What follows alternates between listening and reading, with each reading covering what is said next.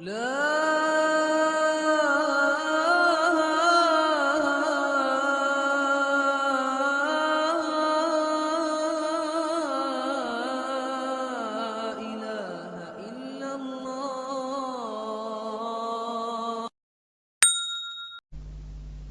واتقوا لفتحنا عليهم بركات من السماء والأرض ولكن كذبوا فأخذناهم بما كانوا يكسبون. وقال تعالى وممن خلقنا أمة يهدون بالحق وبه يعدلون. وقال تعالى وجعلناهم أئمة يهدون بأمرنا وأوحينا إليهم فعل الخيرات وإقام الصلاة وإيتاء الزكاة وكانوا لنا عابدين.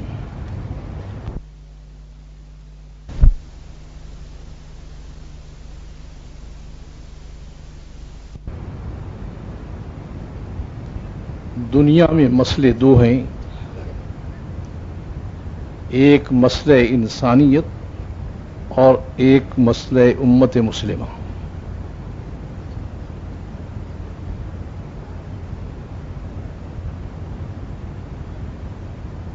تبلیغ و دعوت یہ دونوں مسئلوں کا حل وحید ہے، ایک حل ہے اور یہ بھی آسمانی نظام سے مقرر ہے، لوگوں کے دماغی منصوبے سے اس کا تعلق نہیں ہے۔ یہ میں اس لیے کہہ رہا ہوں کہ عام طور پر ذہن اس طرف جاتا ہے کہ تبلیغ کا کام جیسے دین کے اور کام ہو رہے ہیں اسی طرح سے یہ بھی ایک کام ہے۔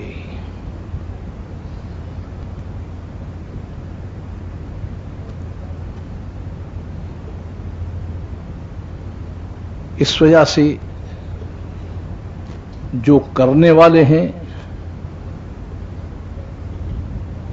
کام کرنے والے ہیں، وہ بھی ثابت قدمی سے اور یکسو ہو کر نہیں چل پاتے، اور جو کام سے متعلق نہیں ہیں وہ بھی یہ سمجھتے ہیں کر لیا نہیں کر لیا تو کیا فرق پڑتا ہے۔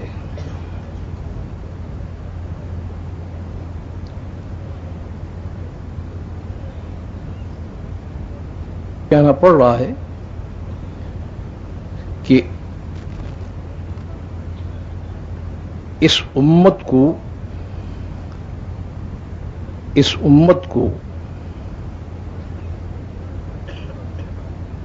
اللہ نے فوقیت دی ہے تمام اس سے پہلی امتوں پر،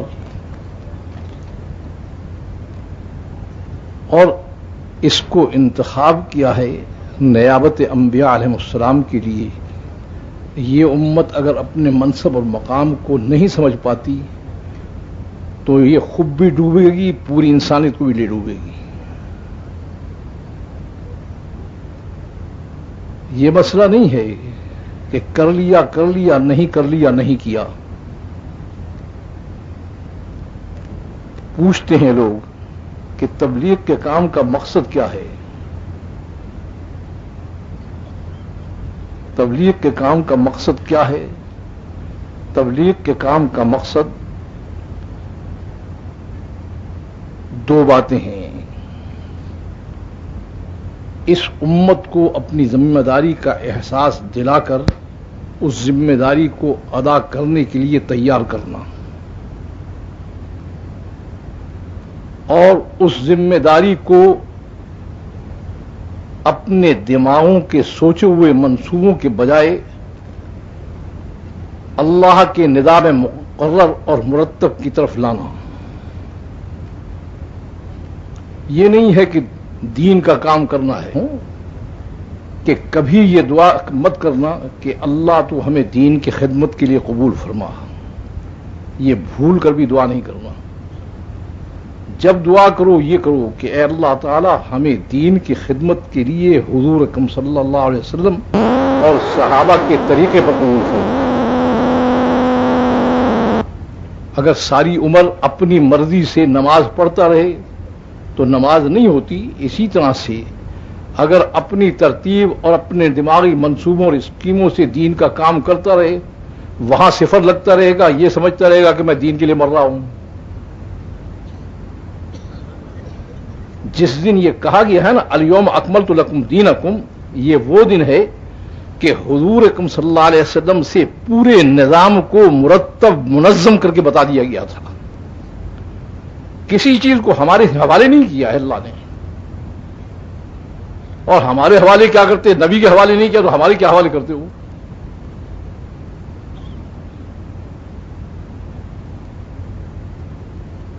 اس لیے صرف یہ بات نہیں ہے کہ ایک دین کا کام ہے چلو کر لو. اس کام کا جو مقصد ہے وہ کیا ہے کہ کسی طرح سے یہ امت اپنے مقام کو سمجھ کر اپنی ذمہ داری کو پورا کرنے کی طرف لوٹ ہے، تاکہ اس امت کا مسئلہ بھی حل ہو اور انسانیت کا مسئلہ بھی حل ہو. اور پھر اس کے لیے تیاری ہے، اور تیاری جو ہے وہ اپنے دماغ کے بنائے ہوئے منصوبوں، اسکیموں یا دنیا کے اندر جو طریقے چل رہے ہیں ان سے نہیں ہے. وہ کہ دنیا والے جلوس نکالنے لگے تو ہم بھی جلوس نکالنے لگیں، دنیا والے ہڑتال کرنے لگیں تو ہم بھی ہڑتال کرنے لگیں، اور دنیا والے جو ہے نعرے لگانے لگیں تو ہم بھی نعرے لگانے لگیں. ہمارا نظام سارا پہلے سے مرتب ہے، اس میں ہمیں یہ نہیں اختیار دیا گیا کہ آپ جس طرح سے مرضی ہے چل پڑیں. تو اس لیے امت کو تیار کرنا ہے، لیکن اللہ کے نظام مقرر اور مرتب کی طرف. وہ ایک مرتب نظام ہے. میری اس بات کو سمجھنے کے لیے 4 باتوں کو ذہن میں رکھیے.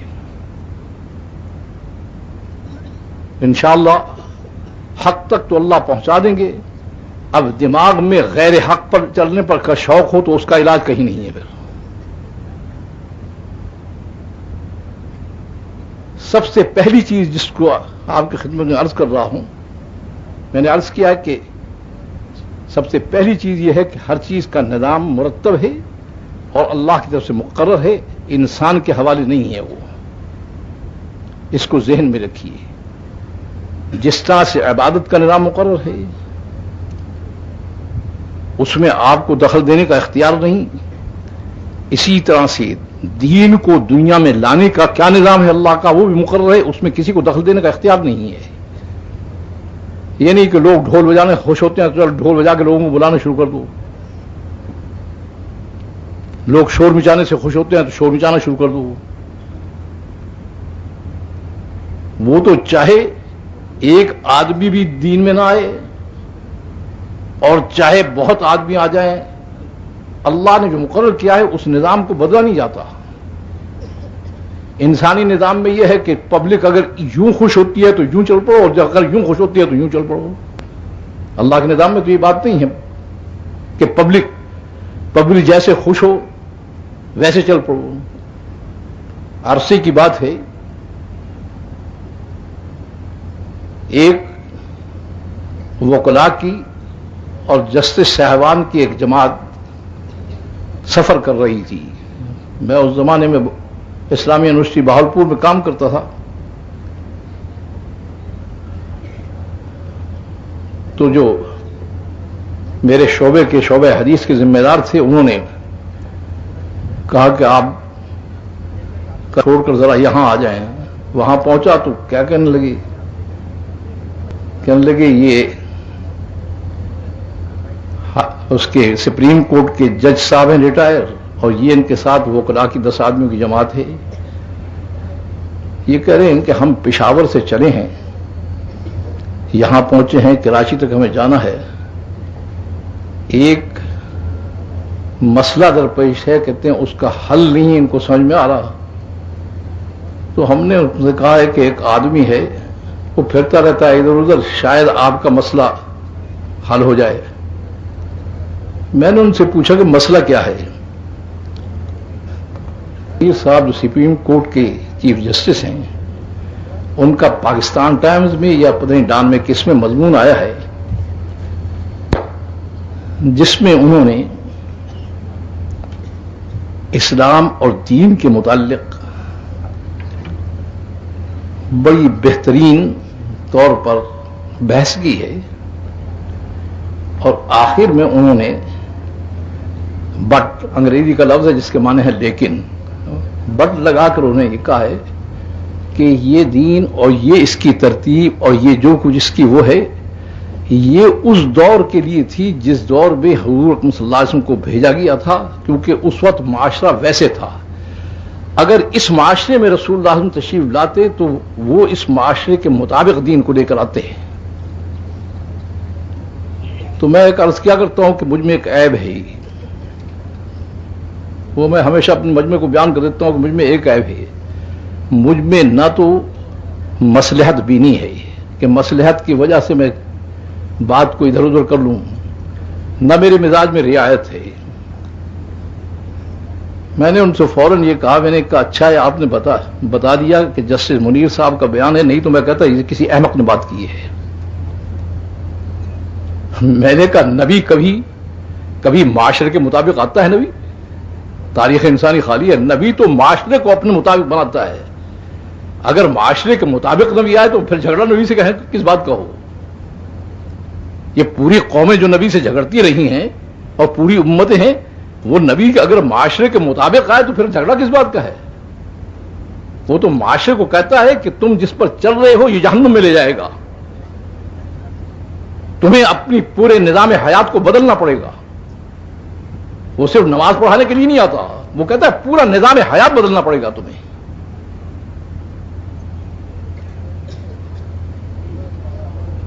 تو میرے کا جسٹس صاحب کے دماغ میں کیسے یہ بات آئی ہے کہ اگر نبی اب اس زمانے میں آتا تو دین جو ہے وہ معاشرے کے مطابق آتا؟ میں نے کہا اس کا کیا مطلب ہوا کہ اگر معاشرہ شیطان بن کر چلنا چاہتا ہے تو نبی کہے ہاں ٹھیک، شیطان کی زندگی ٹھیک ہے، اسی پہ چلو تم، کوئی بات ہوئی نا؟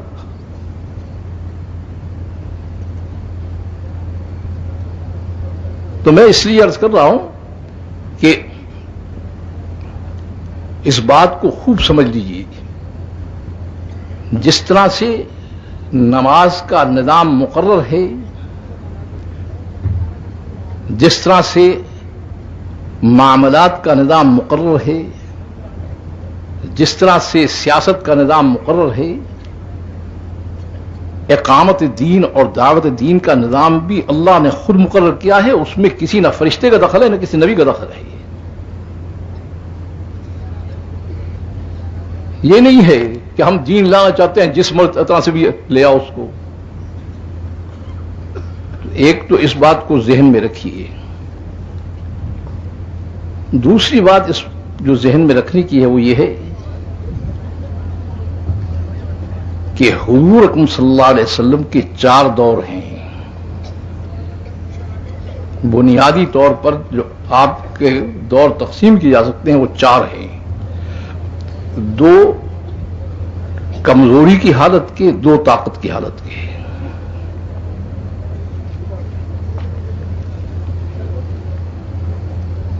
دو کمزوری کی حالت میں ہیں کہ اگر مسلمان کمزور ہوں تو ان کو کیا کرنا چاہیے، طاقت میں آئیں تو پھر کیسے چلنا چاہیے۔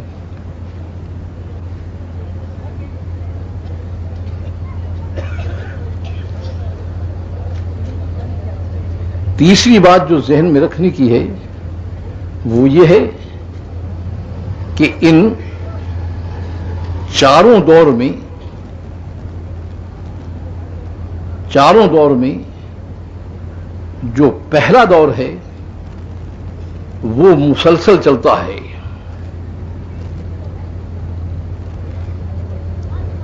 اور جب وہ دور ٹوٹتا ہے تو پھر چاروں دور ٹوٹ جاتے ہیں۔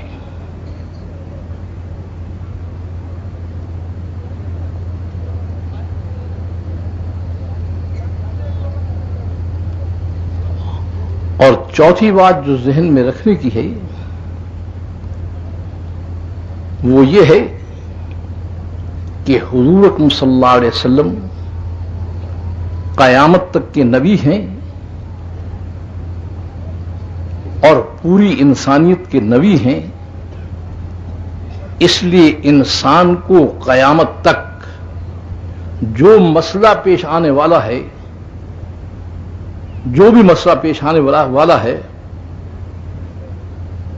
اس کی طرف آپ کی زندگی میں رہنمائی کر دی گئی ہے۔ یہ نہیں ہے کہ بعد والوں پر چھوڑ دیا ہو کہ ٹھیک ہے نبی یہاں تک تو پہنچا گیا اور باقی چھوڑ گیا تو جو مرضی کرتے رہو۔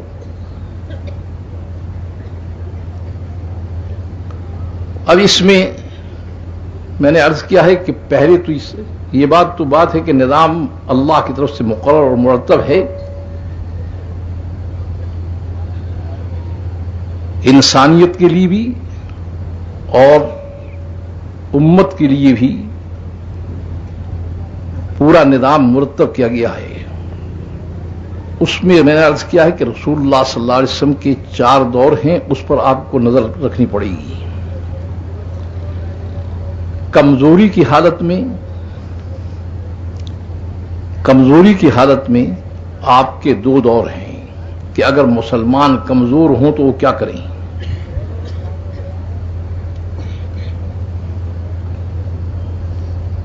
اس دور میں آپ سب سے پہلی چیز جو دیکھیں گی، نہ نماز ہے، نہ روزہ ہے، نہ حکومت ہے، نہ خلافت ہے، نہ جہاد ہے، نہ کوئی چیز ہے، اس میں صرف دعوت ہے۔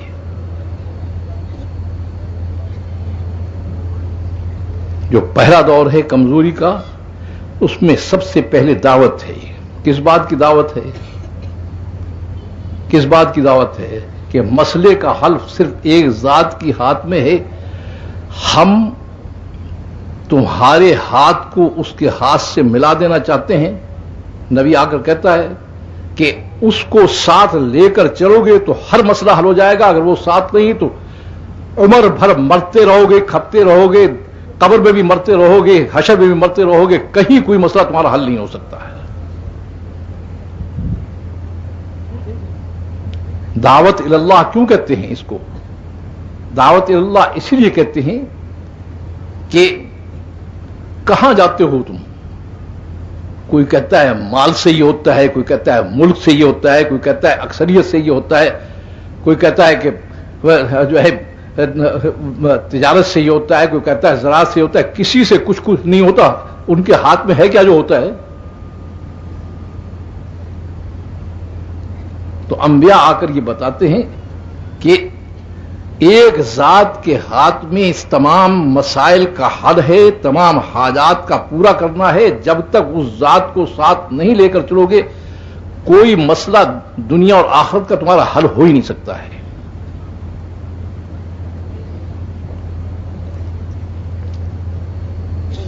تو یہ دعوت اللہ کا دور پہلا ہے۔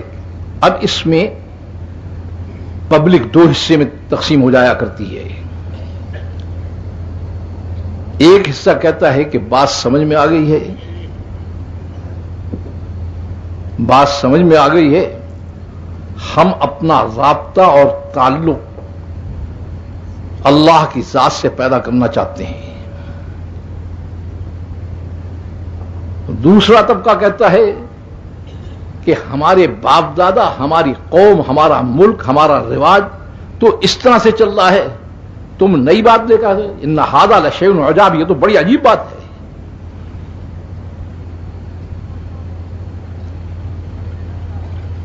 کہ باپ دادا سارے اس طرح چلتے ہیں، رواج ایسا ہے، قوم ایسی چل رہی ہے، ملک کے لوگ ایسے چل رہے ہیں جس پہ آج مرتے ہیں، کیونکہ آج کا فیشن یہ ہے، آج کا رواج یہ ہے، اور تمہارا فیشن جہنم میں جائے۔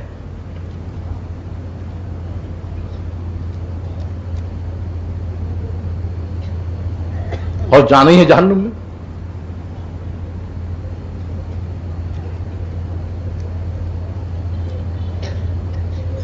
اجعل الآلہۃ الہا واحدا ان ھذا لشیء عجاب، یہ کیا کہتے ہو تم کہ ساروں سے منہ موڑ کر ایک کے بن جائیں؟ یہ بڑی عجیب بات ہے، ہمیں نہیں سمجھ میں آتی یہ بات۔ اور اس سے عجیب بات آپ کو بتا رہا ہوں، وہ تو انہوں نے نبی سے کہا تھا عجاب، اس سے عجیب آپ کو بات بتا رہا ہوں۔ وہ تو ایک آبائی دین کے حامل تھے، اس لیے کہتے تھے۔ یہ مسلمان جو اپنے آپ کو مسلمان کہتا ہے، یہ کیا کہتا ہے؟ وہ تو غیر مسلم کہتا تھا، یہ کہتا ہے اچھا سارے رواج کو، سارے فیشن کو، سب کو چھوڑ کے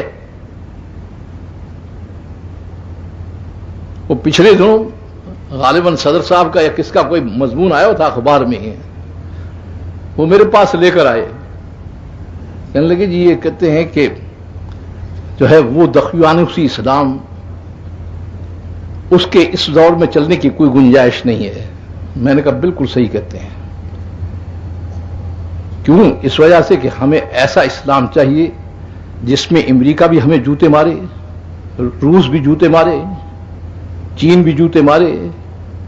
ایسا اسلام چاہیے کہ سب سے ہماری پٹائی ہوتی رہے۔ وہ دقیانوسی اسلام جس میں ہم سب پر غالب تھے اور سارے ہمارے نیچے تھے، وہ اسلام نہیں چاہیے۔ میں نے کہا اس اسلام میں اور اس اسلام میں کیا فرق ہے؟ میں نے کہا اس میں فرق یہ ہے کہ وہ اسلام کہتا ہے کہ پوری زندگی کو اللہ کے حوالے کرو، اور یہ اسلام کیا کہتا ہے کہ پوری زندگی کو اللہ کے بجائے فلاں ملک کے فیشن، فلاں ملک کے رواج، فلاں ان کی کرو، شکل ہماری کسی کی ہو، علم ہمارا کسی کا ہو، عقل ہماری کسی کا ہو، لباس ہمارا کسی کا ہو۔ تو میں نے کہا اس کے متعلق اللہ نے فیصلہ کیا ہوا ہے کہ جو بھی دینی امتیں غیر مسلموں کے شعار اور انداز کو اختیار کرتی ہیں تو اللہ تعالیٰ نے فیصلہ کیا ہوا ہے، میں نے کہا یہ طے شدہ بات ہے کہ ان کی پٹائی مسلسل کفار سے کراتے ہیں۔ اور یہ کیا سوچتے رہتے ہیں ہم پھر بھی تو مسلمان ہیں۔ اللہ کہتے ہیں مسلمان کیسا ہے تو؟ چلتا ساری زندگی میں ہے ان کے اوپر، شکل اس کی، طریقے اس کے، رہن سہن اس کا، اور اس کے بعد کہتا ہے میں مسلمان ہوں۔ تو کہتے ہیں ہم کیوں کرتے ہیں؟ ہم غیر مسلموں سے اس لیے ان کی پٹائی کراتے ہیں تاکہ شاید آنکھ کھل جائے اور میری طرف رجوع کر لیں، لعلہم یرجعون۔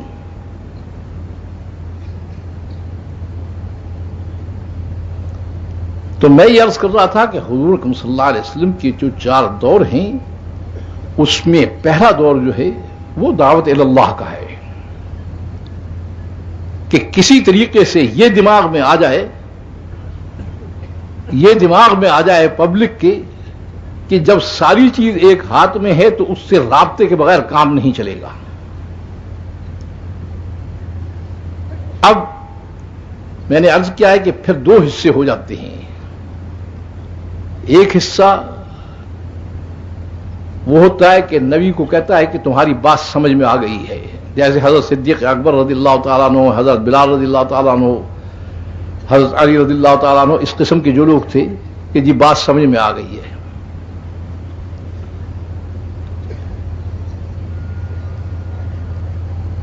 تو ایک طبقہ تو وہ ہے۔ دوسرا طبقہ کہتا ہے کہ ہم اپنے آباء و اجداد کے طریقوں کو، اپنے رواج کو، اور ان کو جو ہم نے طریقے اختیار کر رکھے ہیں، وہ نماز پہ جھگڑا نہیں ہوتا، وہ پوری زندگی کے نظام پر جھگڑا ہوتا ہے۔ وہ کہتا ہے اس کو پلٹنا ہے پورا۔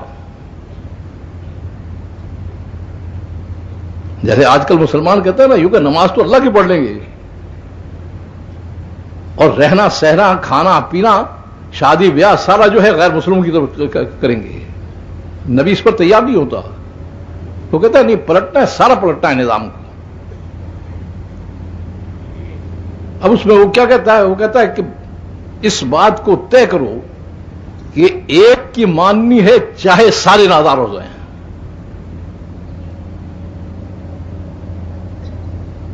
کیونکہ اللہ اس سے کم پر راضی نہیں ہے۔ وہ کیا کہتا ہے؟ اسلم، میرے سے اگر تعلق رکھنا ہے سو سر سے پاؤں تک پوری زندگی حوالے کر، کہیں نہ تیری خواہش کا دخل ہوگا، نہ تیرے رواج کا، نہ تیرے مزاج کا، کوئی دخل نہیں ہوگا اس میں۔ تو یہ سب سے پہلا دور دعوت کہلاتا ہے۔ یہ اللہ کے یہاں سے نظام مقرر ہے کہ اگر لوگ اللہ کے دین سے بالکل باہر ہو جائیں یعنی غیر مسلم بن جائیں، کافر ہو جائیں، ان کو موڑنے کے لیے یا دینی امتیں اللہ کو، اللہ کی کتاب کو، رسول کو مان کر زندگی غیر مسلموں کی اپنا لیں، ان دونوں کے لیے اللہ نے نظام کیا رکھا ہے کہ سب سے پہلے دعوت کا نظام حرکت میں آتا ہے۔ یہ طے شدہ چیز ہے، کبھی اس کے خلاف کبھی ہوا ہی نہیں ہے۔ اس وجہ سے جو یہ سوچتا ہے کہ حکومت کے ذریعے سے، خلافت کے ذریعے سے، فلاں کے ذریعے سے یہ ہو جائے گا، وہ ہو جائے گا، وہ براہ راست اللہ کے نظام کا مقابلہ کر رہا ہے۔ اس سے میں عرض کیا کرتا ہوں کہ میری بات نہیں ہے، اللہ کی بات تو مانو۔ اگر اللہ کے نظام میں یہ جن شعبوں کو آپ بتاتے ہیں، یہ شعبے کوئی دین کے لانے والے ہوتے تو پھر حکمت الہی کا اور علم الہی کا، وہ علیم و حکیم ہے، اس کا تقاضا یہ تھا کہ پھر انبیاء کو مختلف شعبوں کے ساتھ بھیجا جاتا۔ یہ بہت بڑے شعبے ہیں، مدارس ہیں، خانقاہیں ہیں، خلافت ہے، بہت بڑے دین کے شعبے ہیں، مگر یہ دین کے چلانے والے ہیں، یہ لانے والے نہیں ہیں، ان کے بس کی بات نہیں لانا۔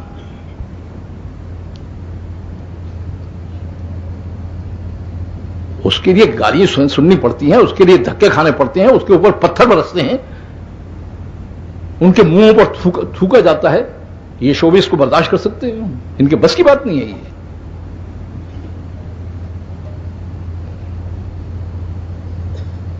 اسی ایک ہے آئے ہوئے دین کو چلانا، اس کے لیے یہ بہت بڑے زبردست شعبے ہیں۔ ایک ہے گئے ہوئے دین کو لانا، وہ یہ لا نہیں سکتے، لانے کے لیے وہ اصحاب دعوت ہے اس کے لیے۔ اس وجہ سے اگر آپ تاریخ انسانیت کو دیکھیں گے تو غیر مسلموں کی طرف بھی اللہ تعالیٰ نے ہمیشہ اصحاب دعوت انبیاء کو بھیجا ہے، اور بگڑی ہوئی دینی امتوں کی طرف بھی ہمیشہ اصحاب دعوت کو بھیجا ہے۔ کافروں کی طرف جو نبی آئے ہیں ان کی تعداد بہت کم ہے، جو بگڑی ہوئی مسلمان امتوں کی طرف آئے ہیں ان کی تعداد بہت زیادہ ہے۔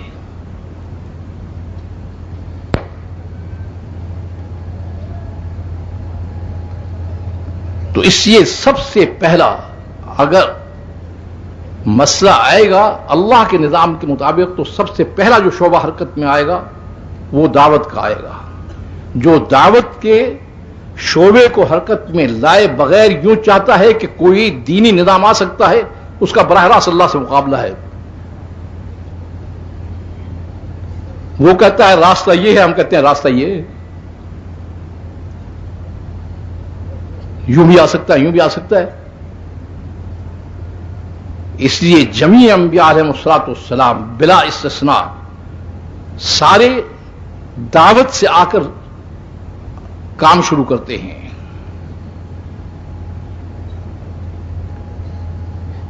تو میں نے عرض کیا ہے کہ اب یہ دعوت کا شعبہ،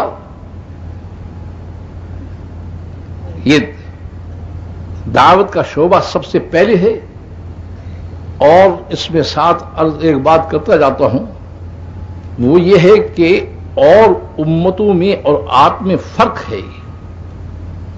اور امتوں کے ذمے یہ شعبہ نہیں تھا، وہ ان کے انبیاء کے ذمے تھا۔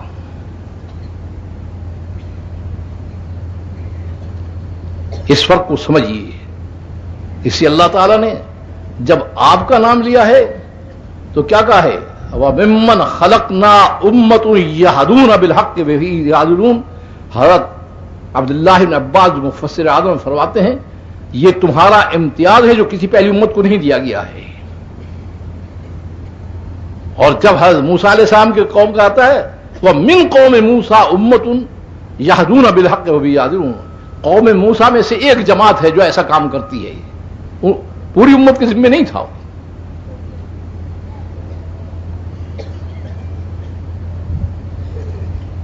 اسی جہاں آپ کو کہا گیا ہے کنتم خیر امت، تو آگے بتا دیا گیا اخرجت للناس، نہ آپ کو کارخانے چلانے کے لیے پیدا کیا گیا ہے، نہ بازاروں کو آباد کرنے کے لیے پیدا کیا گیا ہے، نہ بچوں کو جننے کے لیے پیدا کیا گیا ہے، نہ آپ کو تجارت کے لیے پیدا کیا گیا ہے، نہ زراعت کے پیدا کیا ہے. آپ کو سب سے بڑے مسئلے کے لیے اس امت کو تیار کرایا گیا ہے کہ انسان کو انسان بننا سکھائیں، انسان کو انسانیت کی طرف بلائیں، انسان کو بتائیں کہ اللہ سے تعلق کیسے قائم ہو سکتا ہے. اس کے لیے اس امت کو تیار کرایا گیا. ہمارا مسئلہ یہ نہیں ہے، ہمارا مسئلہ اس سے دوسرا ہے کہ جو کافر مسلمان ہو جاتا تھا اس کو آپ کس کام پہ لگاتے تھے. یہ ٹھیک ہے کہ کافر اسلام میں آیا دعوت کے ذریعے سے، اسلام میں آنے کے بعد وہ نماز پڑھتا تھا، روزہ پڑھتا تھا کہ قرآن شریف دیکھ کر اس کو کعبے میں بٹھا دیتے تھے کہ تسبیح پڑھواتے تھے. کیا کرتے تھے آخر وہ؟ میں نے کہا ہم جو یہ بات کہہ رہے ہیں وہ کیا کہہ رہے ہیں؟ ہم یہ کہہ رہے ہیں کہ مسلمان ہونے کے بعد سب سے پہلی جو ذمہ داری ڈالی گئی ہے اس امت پر، دین پر چلنے کی نہیں ڈالی گئی بلکہ دین کی محنت کرنے کی ڈالی گئی ہے. میں نے کہا وہ علیم و حکیم ہے کہ کہیں اس امت کے دماغ میں یہ بات آ جائے کہ پہلی امت میں دین پہ چلتی تھی، ہم بھی دین پر چل دیں گے کہ ہمارا ہو جائے گا. اس وجہ سے دین کو بالکل روک دیا. 9-10 سال تک دین کا ایک حکم بھی نہیں دیا گیا. اور جو اسلام میں آیا یہ دار ارقم کا جو مدرسہ تھا، اس میں کیا ہوتا تھا کہ جا کر دعوت دو، مار کھاؤ، پٹ پٹا کر یہاں آ جاؤ، پھر اگلے دن نکلو، پھر یہی کاروائی.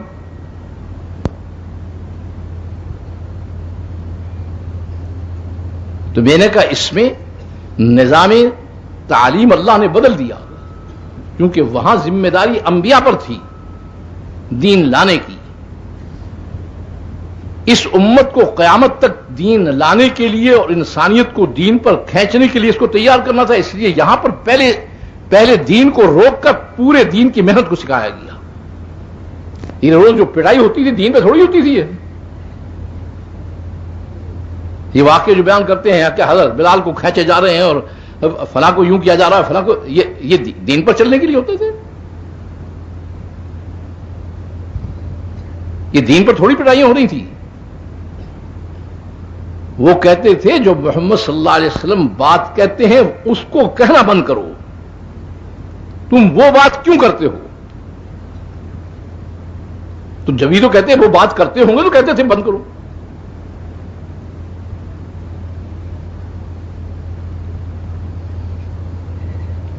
اب جو مسلمان ہوتا تھا وہ دیکھتے ہی تھا کہ یہاں دوسرا کام ہی نہیں ہے، دین پہنچانا ہے، مار کھانا ہے، تکلیفیں اٹھانا ہے. جو آتا تھا وہ اس میں وہ سمجھتے ہی تھا کہ میری ذمہ داری یہ ہے.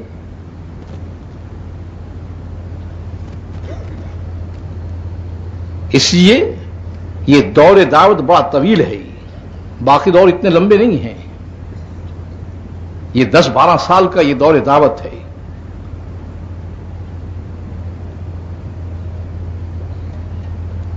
کہ اس امت کے دماغ میں یہ آئے کہ ہماری بنیاد یہ ہے. پھر اس دور دعوت کے ساتھ دوسرا دور آیا ہے. اس دور دعوت کے ساتھ آ کر لگا ہے، دعوت رکی نہیں ہے. اسے میں نے کہیں شاید رائے میں کہا تھا کہ یہ دعوت جو ہے دین میں بمنزل روح کے ہے.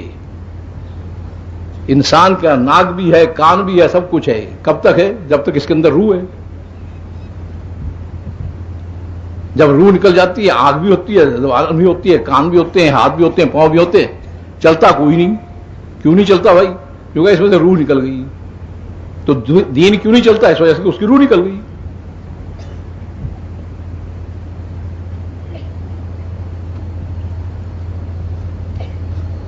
تو یہ دوسرا دور جو شروع ہوا ہے یہ دور ہجرت اور عبدیت ہے کہ دین کے خاطر ملک چھوڑنا پڑے، مال چھوڑنا پڑے، اولاد چھوڑنی پڑے، کسی کو بھی چھوڑنا پڑے، کوئی چیز رکاوٹ نہ بنے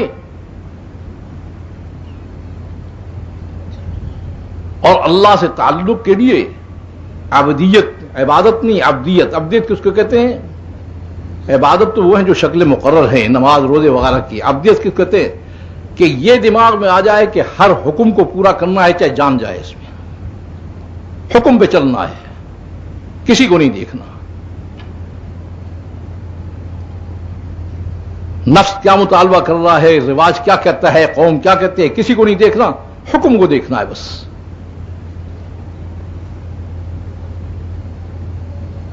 بقول حضرت مولانا الیاس رحمۃ اللہ علیہ کے کہ یہ مزاج پیدا ہو جائے کہ حکم پر مر مٹنا آ جائے اس کو، تو دوسرا دور یہ چلا. دعوت ساتھ ہے، گھروں کو چھوڑ رہے ہیں، بیوی بچوں کو چھوڑ رہے ہیں کہ کوئی چیز رکاوٹ نہ بنی، چل رہے ہیں مسلسل. اور نماز کا حکم آیا ہے، اس طرح سے آہستہ آہستہ حکم آنے شروع ہوئے ہیں، وہ پورا کر رہے ہیں. اللہ سے رابطہ جو ہے وہ عبدیت کے راستے سے ہوتا ہے، تو اللہ سے رابطے کو بڑھانے کے لیے شکلیں اختیار کر رہے ہیں. یہ دور ضعف کی بات ہے، جس وقت مسلمان کمزور تھے. اس دور کے مکمل ہونے پر جب عبدیت کا نظام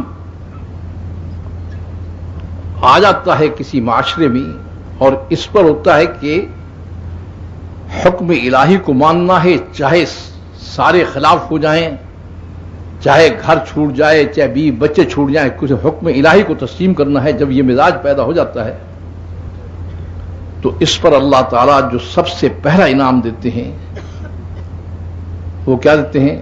انی معکم. جب تم نے اپنے آپ کو میرے حوالے کر دیا ہے تو تم میرے بن گئے ہو، میں تمہارا بن گیا ہوں، اب میں تمہارے ساتھ ہوں.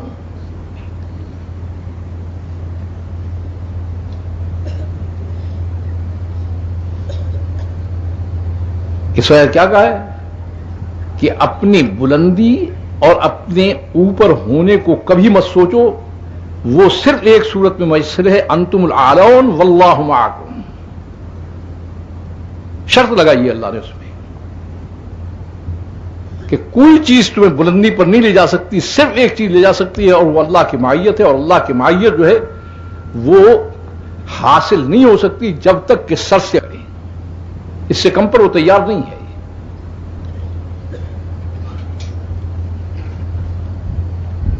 تو یہ دینی امتیں جو ہیں، ان کے اندر جو بگاڑ پیدا ہوتا ہے وہ کس چیز سے ہوتا ہے؟ یوں کہتے ہیں کہ اللہ جو ہے اپنی عبادت کرا لیں، نظر نیاز ہم اللہ کے لیے کر دیں گے، لیکن اللہ کو باقی زندگی سے کیا تعلق؟ ہم بال کیسے رکھیں، ہم شکل کیسے بنائیں، ہم لباس کیسے پہنیں، ہم شادیاں کیسے کریں، ہم تجارت کیسے کریں، ہم زراعت کیسے کریں، ہم حکومت کیسے کریں، ہم سیاست کریں، اللہ کو اس سے کیا دخل؟ اللہ تعالیٰ کہتے ہیں ایسا رب تلاش کرو کہ جو تمہیں کھلی چھٹی دے دے، تو بتوں کی عبادت کرو جا کر، پھر میری عبادت کی ضرورت نہیں، میں ایسا رب نہیں، میرا رب، میں وہ رب ہوں تیری بال اور کھال کی ایک ایک چیز میں میرا دخل ہے، اس سے کم پر میں تیار نہیں.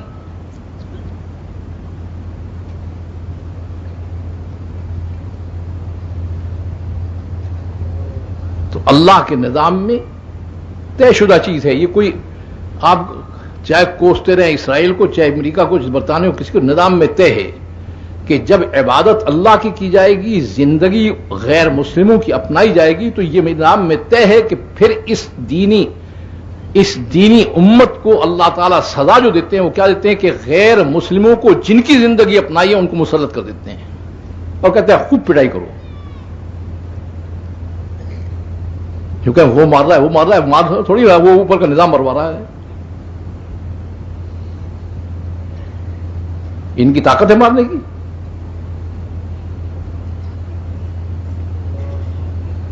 یہ تو مسلمان کے سانس سے مر جاتے تھے، ان کی ہمت ہے کوئی مارنے کی؟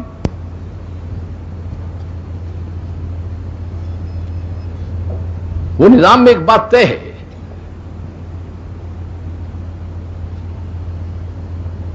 کافروں کی سزا کا نظام بھی طے ہے اور مسلمانوں کے نظام سزا کا نظام بھی طے ہے۔ کافروں کی نظام، کافروں کو کیا سزا دیتے ہیں؟ کہتے ہیں جب ہم سے تعلق نہیں رکھنا چاہتے اور یہ وسائل قدرت کی طرف دوڑتے ہیں تو ہمارا نظام کیا ہے ان کو سزا دینے کا؟ فَلَمَّا نَسُوا مَا ذُكِّرُوا بِهِ فَتَحْنَا عَلَيْهِمْ أَبْوَابَ كُلِّ شَيْءٍ، ہم ہر چیز کا دروازہ در دروازہ کھول دیتے ہیں اور تمام اسباب وسائل کو اتنا دیتے ہیں کہ یہ کہیں کہ جتنا آج ہم نے اسباب وسائل میں ترقی کی ہے ہم نے کبھی نہیں کی، اور اس کے ساتھ ساتھ مصائب، مسائل، مصیبتیں، آفات اتنی ڈال دیتے ہیں، جتنے وسائل بڑھاتے جائیں گے اس کے ساتھ ساتھ ہم اس کے مصائب اور مصیبتیں بھی ہم بڑھاتے جائیں گے، کہیں گے اتنی کبھی ترقی نہیں کی اور جتنی مصیبت میں اب گرفتار ہیں ہم کبھی گرفتار نہیں، دونوں اقرار کرتے ہیں ان سے۔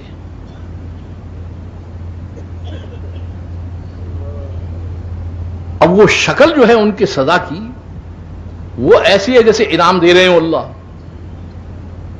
اس وجہ سے مسلمان ریچھتا ہے کہ دیکھو جی یہ ترقی کر رہا ہے، دیکھو یہ ہو رہا ہے، یہ تو ان کو تو یہ مل رہا ہے، وہ مل نہیں رہا، اس کے ساتھ جو آگے مصیبت آ رہی ہے وہ بھی تو ساتھ ہی ہے اس کے۔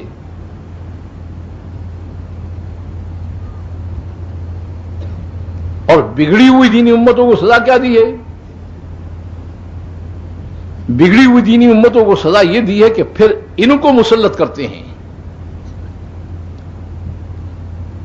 ان غیر مسلموں کو کہتے ہیں کہ ٹھیک ہے یہ تمہاری زندگی انہوں نے اپنائی ہے، اب تم ان کے اوپر حکومت بھی کرو، ان کو غلام بھی بناؤ، ان کی پٹائی بھی کرو، ان کو سب کچھ کرو، مگر آخر میں کہتے ہیں کہ اس کا مقصد کیا ہے کہ شاید جلاد کے پیٹنے سے اصل کی طرف رجوع کر جائے، اس کو ہوش آئے کہ میرا مقام تو فاتح کا تھا، میں مفتوح بن گیا ہوں، میرا مقام غالب کا تھا، مغلوب بن گیا ہوں، میرا مقام حاکم کا تھا، محکوم بن گیا ہوں۔ اگر قصہ کیا ہے؟ شاید اس کی کھوپڑی میں یہ بات آ جائے اور یہ میری طرف رجوع کر جائے۔ تاریخ انسانی میں ایک مثال نہیں آپ دے سکتے، پوری ذمہ داری کے ساتھ کہہ رہا ہوں، کہ اللہ کی معیت کے علاوہ کبھی دینی امتیں اوپر گئی ہوں، ایک مثال نہیں آپ بتا سکتے۔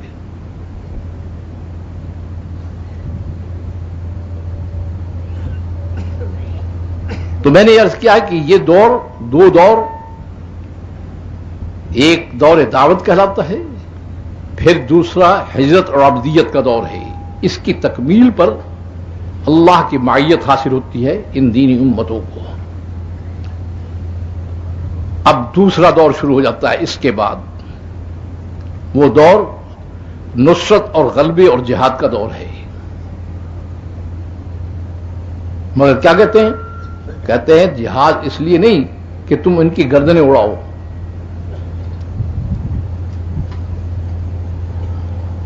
بلکہ اندر سے تمہاری نیت یہ ہو کہ اللہ ان سب کو ہدایت دے دے اور یہ سارے اسلام میں یدخلون فی دین اللہ افواجا، اللہ کے دین میں آ جائیں۔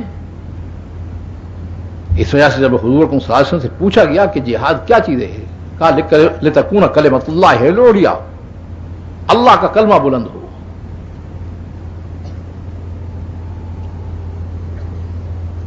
اس لیے میں نے عرض کیا نا کہ وہ چیز ساتھ چلے گی، جو پہلا دور ہے وہ ساتھ چلے گا۔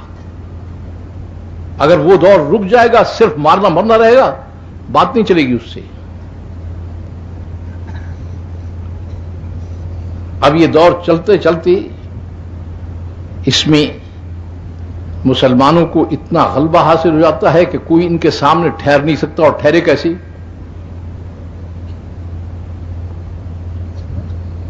میں علماء کرام سے اسی وجہ سے کہا کرتا ہوں کہ حضرات صحابہ کرام کے وہ خطبات اور وہ بیانات جو انہوں نے بادشاہوں کے درباروں میں اور قوموں کے سامنے دیے ہیں، اس کو خاص طور سے پڑھنے کی ضرورت ہے دین کے کام کرنے والوں کے لیے۔ اب کیا ہے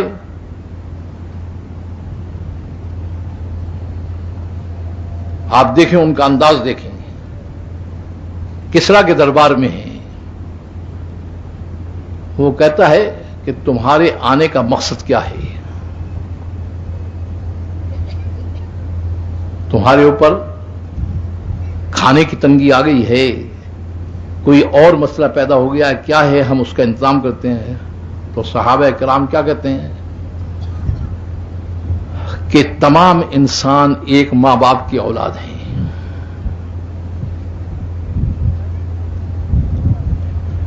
اور ان کا ایک ہی رب ہے۔ ہم بھی تمہاری طرح بگڑے ہوئے تھے، ہم میں اللہ نے اپنے رسول کو بھیجا، اس نے آ کر ہمیں یہ بتایا کہ پوری انسانیت ایک ماں باپ کی اولاد ہے، یہ اگر ایسی زندگی گزار دے گی کہ جو اللہ کو راضی کرنے والی ہو تو دنیا بھی اس کی عافیت کی ہوگی، آخرت کی عافیت ہوگی۔ ہم اس نظام عافیت کو لے کر امتوں کی طرف آ رہے ہیں اور لوگوں کے سامنے پیش کر رہے ہیں۔ اب یہ پورا انہوں نے یہ نہیں کہ پہلے ہاتھ کو ہم آئے تو مارنے کے لیے کرنے کے لیے ہے، آ گئے مجاہدین اسلام لنگوٹ کس کے، یہ تھوڑی کہا انہوں نے۔ وہ تو پہلے ساری چیز ان کو سمجھانے کی کوشش کی۔ تو بادشاہ نے کہا کہ بات تمہاری بڑی معقول معلوم ہوتی ہے،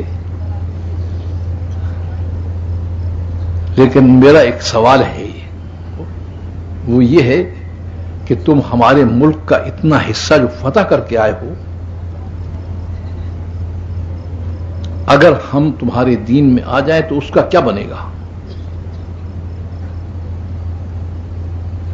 اتنا علاقہ تم نے ملک کا ہمارے فتح کر لیا ہے، تو فاتحان ملک تو جس علاقے پہ قبضہ کر لیتے ہیں اس کو چھوڑنے کو تیار نہیں ہوتے۔ ہم اگر تمہارے دین میں آ جائیں تو وہ علاقہ جو ہے اس کا کیا؟ وہ سارا علاقہ تمہارے حوالے کر دیں گے، تمہیں اپنے سینے سے لگائیں گے، اور اگلی بات بھی تمہیں کہہ دیتے ہیں کہ پھر تم ہمارے بھائی ہو، تم اگر اجازت دو گے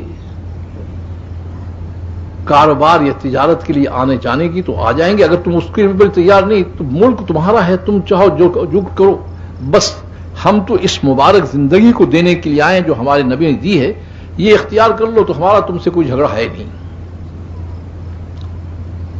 تو اس نے اپنے ارکان حکومت کو متوجہ کیا، اس نے متوجہ کر کے کہا کہ دیکھو کتنی معقول بات ہے اور کتنا ان کا واضح نظام ہے، اور کیسی صاف صاف بات انہوں نے کی ہے۔ تو وہ سارے کے سارے غرانے لگے، کہنے لگے اچھا معلوم ہوتا ہے کہ تو آبائی دین کو چھوڑ کر ان کے دین کی طرف مائل ہو گیا ہے، تجھے حکومت کرنے کا کوئی حق نہیں ہے۔ تو اس نے فوراً بات کو پلٹا دیا اور کیا کہا، کہنے لگے میں تو دیکھنا چاہتا تھا کہ تم کتنے دین پہ اپنے پکے ہو، میں ان کا دین تھوڑی قبول کرتا ہوں، میں تو تمہیں دیکھتا تھا کہ تم پکے ہو، بس تم جب پکے ہو تو میں مطمئن ہوں تم سے۔ پھر صحابہ کرام کی طرف متوجہ ہوا، وہ سمجھا تھا کہ یہ شاید 14ویں صدی کے مسلمان ہیں جو الو ہے، ہر ایک کے چکر میں آ جاتے ہیں اور اپنی عقل ان میں ہے نہیں۔ اس کو یہ پتا نہیں تھا کہ یہ نبوت کی یونیورسٹی کی تربیت یافتہ لوگ ہیں۔ اس نے کہا بات یہ ہے کہ تم نے جس چیز کو پیش کیا ہے وہ بڑی مناسب معلوم ہوتی ہے، لیکن تمہیں معلوم ہے کہ اس کا فوری فیصلہ تو نہیں ہو سکتا، اس کے لیے وقت چاہیے۔ ہم اپنے سیاست دانوں کو بلائیں گے، فوج کے افسروں کو بلائیں گے، عدلیہ کو بلائیں گے، انتظامیہ کو بلائیں گے، سب کا اکٹھ کریں گے، ان کے سامنے سے یہ بات پیش کریں گے، پھر اس مشورہ کر کے تمہیں کوئی چیز بتا سکتے ہیں۔ تو اس کے لیے تم ہمیں کتنا وقت دے سکتے ہو؟ وہ سمجھے تھے شاید یہ کوئی وہ ہے وہ جو آپ کی کیا ہے بین الاقوامی اسمبلی کہ جو مسئلہ بھی جائے 50 سال 100 سال تک اس کا کوئی پتہ ہی کوئی نہیں ہوتا.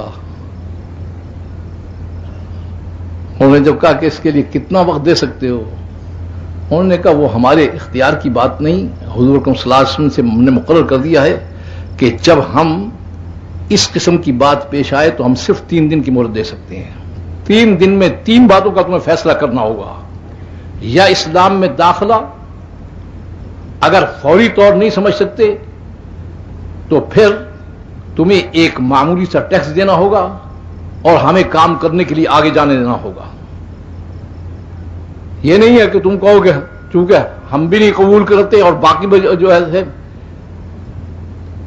اس وجہ سے تمہاری حفاظت ایسے کریں گے جیسے کہ اپنے اولاد کی بھی بچوں کو کرتے ہیں. ساری چیز ہم اس طرح سے کریں گے لیکن ہم رک نہیں سکتے ہیں.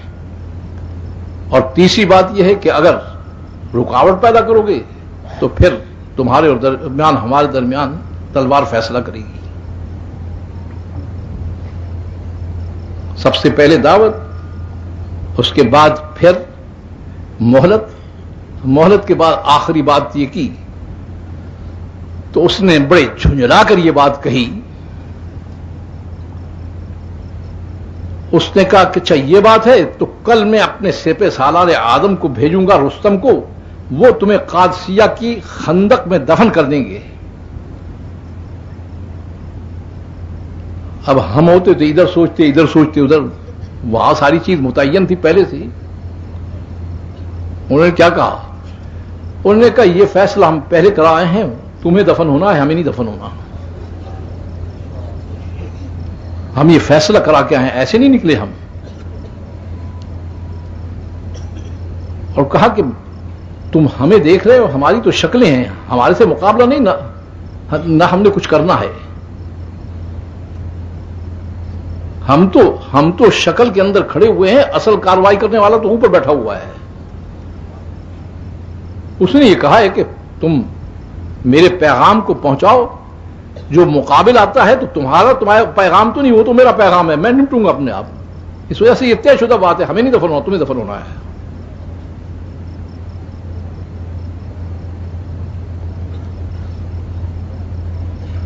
میں اس لیے عرض کر رہا ہوں کہ تاریخ انسانی میں پہلے بھی کئی دفعہ کہہ چکا ہوں، تاریخ انسانی میں آپ ایک مثال نہیں بتا سکتے کہ کبھی کفار کو، کافروں کو، غیر مسلموں کو انسانوں نے شکست دی ہو. ان کو ہمیشہ ربانی مار مارتی ہے. ان کو یہ ضرب ربانی سے مار کھاتے ہیں، ضرب انسانی سے مار نہیں کھاتا کفر. یہ جو آپ دیکھتے ہیں تاریخ میں کہ مسلمانوں نے فلاں کا فتح کر، وہ تو مارے ہوئے کو آپ نے مارا جا کر. ضرب ربانی کی وجہ سے تو سینکڑوں سال تک اٹھنے کے قابل نہیں ہوتے وہ. آپ ان مرے ہوئے کو مارتے رہے تو آپ سمجھتے رہے کہ ہم یوں کر رہے ہیں، ہم کر رہے ہیں. تو میں اس بات کہتا ہوں کہ عہد نبوت پہ سب کچھ سمجھا دیا گیا. بعض صحابہ کی زبان سے نکل گیا کہ دیکھو ہم نے کیسے ان کافروں کے ساتھ کیا. فوراً آیت آئی فلم تقتلوہم ولکن اللہ قتلہم، تم نے تھوڑا ہی مارا ہے، وہ تو اللہ نے مارا ہے، تم تھوڑا مار سکتے تھے ان کو.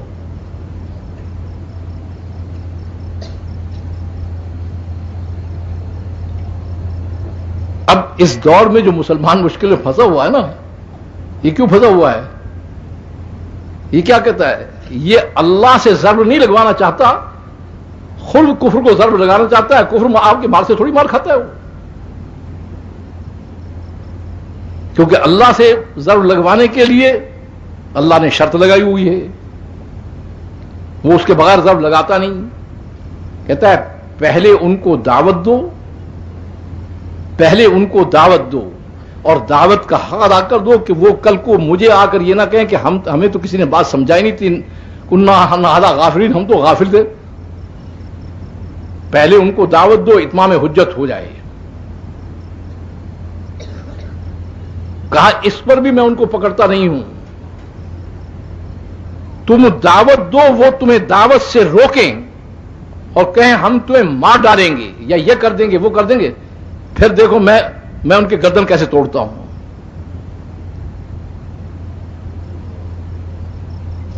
اور ہم کیا کہتے ہیں؟ ہم کہتے ہیں اللہ شرطیں لگاتے رہیں، ہم خود لنگوٹ کس کے ان کا مقابلہ کریں گے، دیکھو یوں کر دیں گے وہ کر دیں گے، اللہ کہتے ہیں اچھا کر لو. اس بات سے روز پٹ پٹ کے آ جاتے ہیں، بنتا بناتا کچھ ہے نہیں.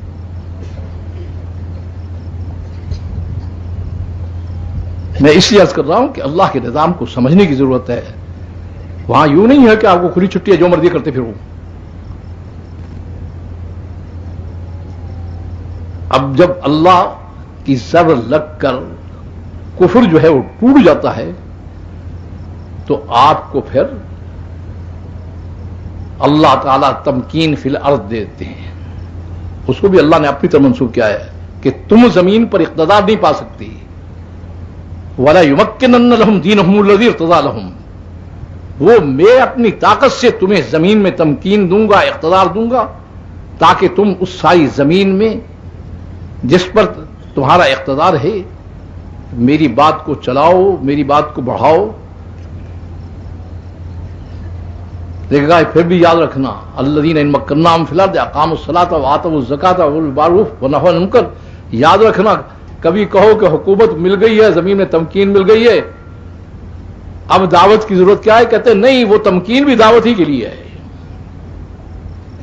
اس لیے میں نے عرض کیا تھا کہ اللہ کے نزدیک دعوت جو ہے یہ بمنزل روح کے ہے.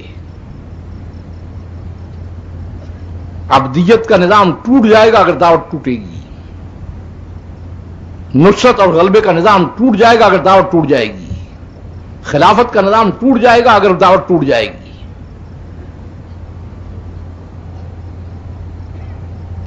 اب وہ ٹوٹتی ہوئی چونکہ خلافت نظر آتی ہے تو لوگ کہتے ہیں اس کو بحال کرو. وہ بحال کیسے ہو جائے؟ وہ تو ٹوٹی اس لیے کہ نیچے سے بنیاد ٹوٹی ہے اس کی.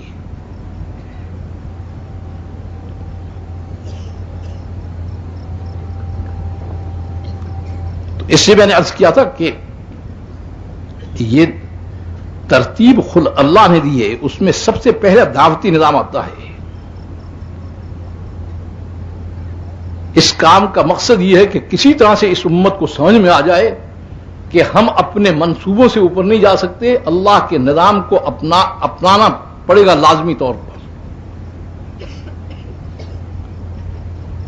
سب سے پہلے دعوتی نظام کو سیکھنا پڑے گا، پھر نظام عبدیت کو اپنانا پڑے گا. ان دونوں چیزوں کے آنے پر اللہ ساتھ ہوتے ہیں، پھر اگلے دونوں نظام چلتے ہیں. آپ چاہتے ہیں الٹا چلانا، آپ کہتے ہیں پہلے خلافت قائم ہو جائے گی پھر دین قائم کریں گے، حکومت الہیہ قائم ہو جائے گی دین کریں گے. اللہ کہتے ہیں تیرا دماغ خراب ہو گیا ہے. میں کہتا ہوں ترتیب یہ ہے، تم کہتے ہو ترتیب یہ ہے.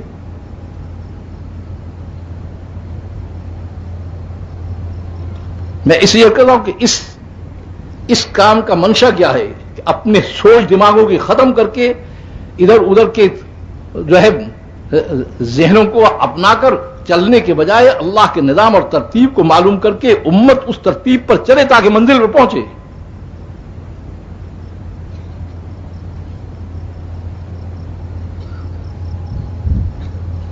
ایک دور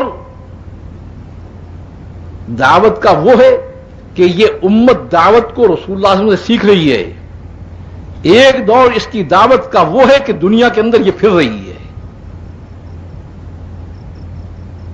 تو پہلے جو ہے وہ دور میں دعوت کو بھی سیکھ رہی ہے اور عبدیت کے نظام کو بھی اپنے اندر لا رہی ہے. دعوت ہے اور اس کے ساتھ اپنے آپ کو عبدیت پر لانا ہے اور اوپر کا جو حکم بھی آ رہا ہے اس کو ماننا ہے. اس مزاج کو پیدا کرنا ہے.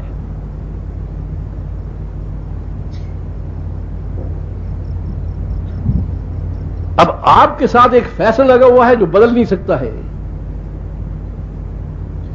کہ اگر امت اس ذمہ داری کو ادا کرتی ہے تو یہ امت سب سے اوپر، ساری دنیا کی قومیں اس کے نیچے.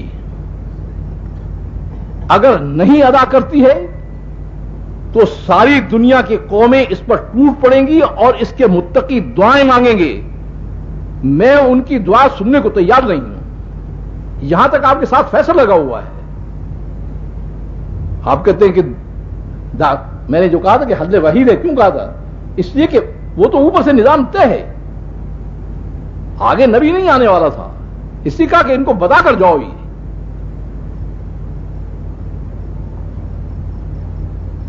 اب جو دوسرے دور ٹوٹے ہیں، دور غلبہ و جہاد اور دور خلافت ٹوٹے ہیں، اب آپ اس کو بحال کرنے کی فکر میں لگے ہوئے ہیں۔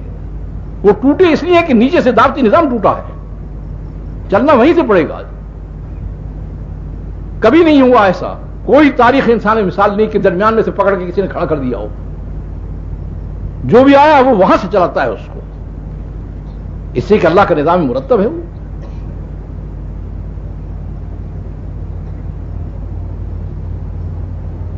آخر اتنے انبیاء کی تاریخ ہمارے پیچھے لگی ہوئی ہے، ہم دیکھتے کیوں نہیں اس کو؟ کسی نبی نے بیچ سے شروع کیا ہے؟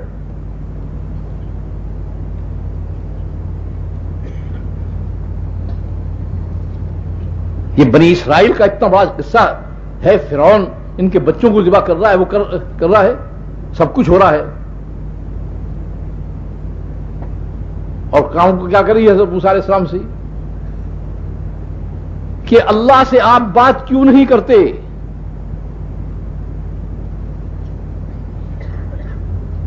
اللہ سے آپ بات کیوں نہیں کرتے؟ کہا کیا بات کروں؟ کہا کہ ہم اللہ کو مانتے ہیں، اللہ کی کتاب کو مانتے ہیں، اللہ کے رسول کو مانتے ہیں، اللہ کے دین کو مانتے ہیں۔ یہ تو کمبخت نہ اللہ کو مانتا ہے، نہ کتاب کو، نہ رسول کو مانتا ہے، تو یہ ہمارے سر پر چڑھا ہوا ہے اور ہم پیچھے چلے جا رہے ہیں۔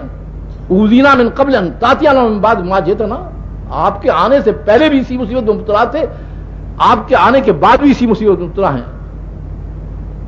موسیٰ علیہ السلام نے جواب نہیں دیا، وہاں اوپر سے آیا جواب، اوپر سے آیا۔ اوپر سے کیا جواب آیا؟ اوپر سے کیا جواب آیا؟ اوپر سے جواب آیا کہ وہ مانتے نہیں اس لیے میری نہیں مانتے، تم مجھے مان کر میری نہیں مانتے۔ جب تک اپنی زندگی کو بدلو گے نہیں، مسئلہ نہیں حل ہوگا۔ زندگی کو بدلو تاکہ میں تمہارے ساتھ ہوں۔ تو میں اس وجہ سے کہا کرتا ہوں کہ اس زمانے کے بنی اسرائیل جو ہیں وہ ہم سے زیادہ عقل مند تھے۔ ان کو جب یہ بات معلوم ہوگی کہ اس کے بغیر گزارا نہیں ہے اور اوپر کا فیصلہ ہے، تو انہوں نے کہا ہم آج سے ساری فرعونی زندگی کو بھی خیر بات کہتے ہیں اور ہم ان کے طریقے اور طرز کو بھی چھوڑتے ہیں۔ ایک دم ساری زندگی پلٹ کر حضرت موسیٰ علیہ السلام والی کی زندگی پر آ گئے۔ اللہ کے یہاں وہ تھوڑی ہے یونیورسٹیوں کی والی بات کہ جی ایک سال جو ہے 5 سال پرائمری میں گزارو اور اتنے سال جو ہے وہ مڈل میں گزارو، اتنے وہ۔ اللہ کے یہاں کیا آج پڑھ دے، اللہ کا نظام آج پڑھ دے گی۔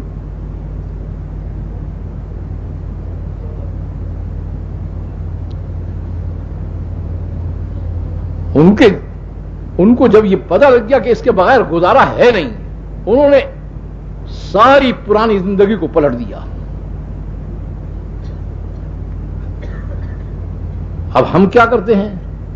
ہم کہتے ہیں دیکھو جی یہ عالم، یہ پیر صاحب، یہ بزرگ، یہ دیکھو انہوں نے تو زندگی پلٹی ہوئی، اللہ کی بنائی ہوئی ہے، اللہ کی مدد کیوں نہیں آتی؟ اللہ کہتے ہیں مانگتے تم ساری امت کے لیے عزت ہو، دکھاتے ہو آدمیوں کو، تمہاری عقل ماری ہوئی ہے، تم پوری امت کی بلندی چاہتے ہو کہ ان افراد کی بلندی چاہتے ہو؟ اگر پوری امت کی چاہتے ہیں تو پوری امت کی بلندی چاہتی ہو تو امت کی اکثریت تو زندگی پلٹے نا اپنی۔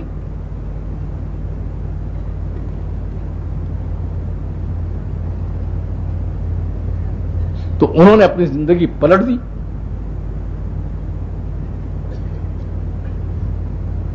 اللہ نے فرعونی نظام کو الٹ کے رکھ دیا۔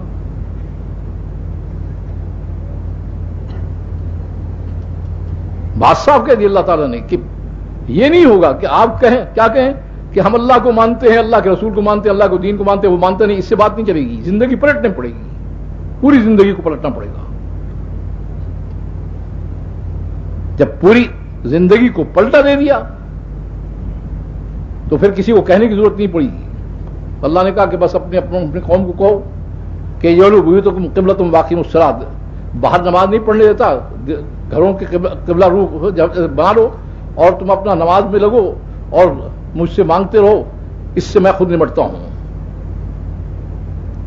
یہ دنیا کے فرعون جو ہے وہ انسان تھوڑی ان سے نمٹ سکتا ہے، جس چکر میں ہم پڑے ہوئے ہیں۔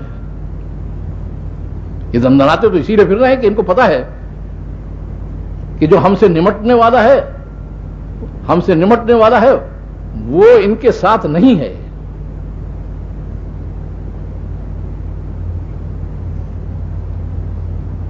تو کہا کہ اپنی قوم سے تو یہ کہو کہ میرے سے رابطہ بڑھاتے جائیں، اور کہا فرعون سے بات کرو کہ اب دیکھو اب ہاتھ لگایا تم نے اگر بنی اسرائیل کے کسی آدمی کو تو بچ نہیں سکو گے. اب حکومت والوں کے دماغ میں جو نشہ حکومت کا ہوتا ہے ان کو کام بات سمجھ میں آتی ہے. وہ کہنے لگا اچھا کل کیا بات تھی اور کیا بات ہو گئی؟ انہوں نے کہا کل بات یہ تھی کہ ان کے ساتھ وہ طاقت نہیں تھی، وہ صرف میرے ساتھ تھی. اب اس نے کہہ دیا انی معکم، اب وہ ان کے ساتھ بھی آ گیا ہے. انہوں نے میری زندگی چونکہ اختیار کر لی ہے تو وہ ساتھ آ گیا ہے. مگر اللہ تعالی بڑے علیم و حکیم ہیں، اس وجہ سے ایک دم نہیں پکڑتے بلکہ ترتیب سے کام شروع کیا. ترتیب سے کام شروع کیا، ایک دم نہیں پکڑا. کہا ہم نے وقت دیا ہے اس کو، ایسے نہیں پکڑ لیا. فارسلنا علیہم الطوفان، سب سے پہلے سیلاب کی سزا دی. حضور صلی اللہ علیہ وسلم فرماتے ہیں کہ تمہارا سیلاب نیچے جاتا ہے، اور جو سیلاب حضرت موسیٰ علیہ السلام کی امداد کے لیے آیا تھا، محلات فرعون بہت اوپر تھے، وہ سیلاب اوپر چڑھ گیا، وہ نیچے نہیں گیا، وہ اوپر چڑھ گیا. میں نے اس کے محلات کو دیکھا ہے، وہاں اقصر مقام ہے اس کا جہاں اس کے محلات ہیں. آدمی کو عقل میں نہیں آ سکتی کہ 30 فٹ اوپر سیلاب کیسے چلا گیا. اب جب سیلاب نے رخ کیا تو آپ بتائیں کہ اس وقت میں جب سیلاب کا زور ہوتا ہے تو کس کو مدد کے لیے پکارا جاتا ہے؟ اللہ کو نہیں. اللہ کو تو کوئی پوچھتا نہیں، اللہ کو نہیں پکارتے، کہتے ہیں یا فوج. یا اللہ کے بجائے کہتے ہیں یا فوج، فوج کو پکارتے ہیں. تو اس نے فوج کو پکارا. فوج نے آگے کہا تیری عقل ماری گئی ہے، اس طوفان کا ہم مقابلہ کر سکتے ہیں؟ سیلاب نیچے جاتا تو اس کا علاج ہوتا ہے، یہ اوپر جو چڑھ رہا ہے تو اس تیرے محلات کو ڈوبانے کے لیے تو اب ہم وہاں کیا کریں گے؟ انہوں نے کہا پھر؟ انہوں نے کہا وہ گدڑی پوش جو ہے جس کو تو نے کہا تھا کہ نہ تیرے کنگن ڈلے ہوئے ہیں نہ کوئی ڈلا ہوا ہے، وہ گدڑی پوش جو ہے نا اس کو بلاؤ، ہم بھی ہاتھ جوڑتے ہیں، تم بھی ہاتھ جوڑو.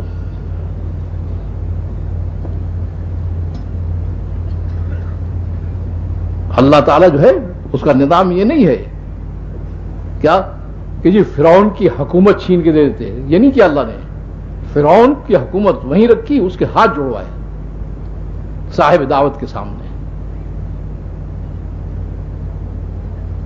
سب نے ہاتھ جوڑے، کہا کہ لئن کشفت عنا الرجز، آپ دو ہی باتیں تو چاہتے ہیں کہ ہم آپ پر ایمان لے آئیں اور بنی اسرائیل کو اپنے ملک شام جانے دیں. ہم دونوں کے لیے تیار ہیں. اپنے رب کو پکارو تاکہ وہ اس مصیبت کو تو ٹالے.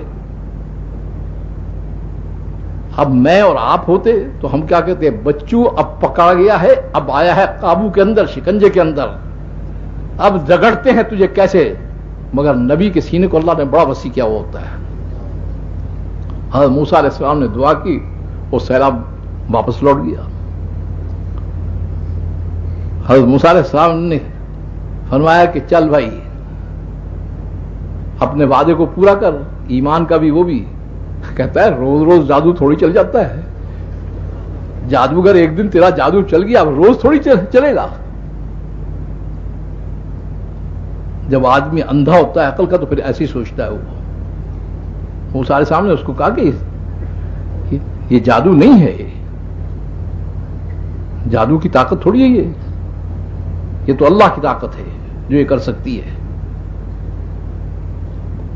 تو اللہ تعالیٰ نے پھر بھی اس کو پکڑا نہیں بلکہ اگلی سزا دی ہے.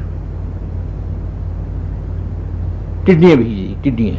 فارسلنا علیہم الطوفان والجراد، ٹڈیاں بھیجی. جانتے ہیں ٹڈی کیا ہوتی ہے؟ اتنی سی چھوٹی سی چیز ہوتی ہے. حضور اکرم صلی اللہ علیہ وسلم فرماتے ہیں کہ تمہاری ٹڈیاں جو ہیں یہ تو سبزے کو کھاتی ہیں، سبزے کی چیز ہو، فصلیں اس کو کھاتی ہیں، جو کہ لیکن جو ٹڈیاں حضرت موسیٰ علیہ السلام کی امداد کے لیے بھیجی گئی تھی، یہ فرعون کے محلات میں داخل ہو کر جو پتھر کی عمارات تھیں اور اس کے اندر مسامیر یعنی لوہے کی چیزیں لگی ہوئی تھیں، ان کو انہوں نے کھانا شروع کیا، اور وہ اتنی تیزی سے کھا رہی تھی کہ وہ چیزیں جو ہیں کٹ کٹ کے گر رہی تھیں. یہ تو میاں ساری بات یہی ہے، اللہ سے ہم کرانا نہیں چاہتے، اپنا زور دکھانا چاہتے ہیں، اس وجہ سے بنتا بناتا ہے کچھ نہیں ہے. اب یہ کاروائی اس نے جو کی اللہ تعالیٰ نے، اور وہ ٹڈیوں کو اتنی طاقت دے دی. پھر فوج کو بلایا، فوج نے کہا کہ اس کا حل تو سوائے اس کے نہیں کہ اس کے سامنے معافی مانگو اور اس سے کہو کہ غلطی ہو گئی، پہلی بات نہیں مانی ہے. پھر حضرت موسیٰ علیہ السلام نے دعا کی، وہ ٹڈیوں کے عذاب بھی ٹل گیا. میں یہ بتا رہا ہوں کہ اللہ ایک دم نہیں گرفت کرتے، موقع دیتے ہیں. پھر حضرت موسیٰ علیہ السلام نے فرمایا کہ بتا بھائی اب کیا ہے؟ کہنے لگے وہ بس روز روز تھوڑی چلتی ہے بات، ہو گئی وہ بات ہو گئی. تو پھر فارسلنا علیہم الطوفان والجراد والقمر، پھر جوں کو بھیجا. جوں جانتے ہو کیا ہوتا ہے؟ اتنی سی چھوٹی سی چیز ہوتی ہے، بالوں میں کہیں پڑ جاتی ہے. تو حضور اکرم صلی اللہ علیہ وسلم فرماتے ہیں کہ وہ جوں ایسی تھی کہ کھانے میں بھی گھس گئی، بدن میں بھی گھس گئی، کپڑوں میں بھی گھس گئی، بالوں میں بھی گھس گئی. جس چیز کو اٹھائیں، جہاں اٹھائیں، وہ جو ہی ہوئے. اب فوج کو بلایا، فوج نے کہا وہ کھا رہے ہماری کھا گئے، تیری امداد کیا کرے کمبخت، کیا مصیبت ہے.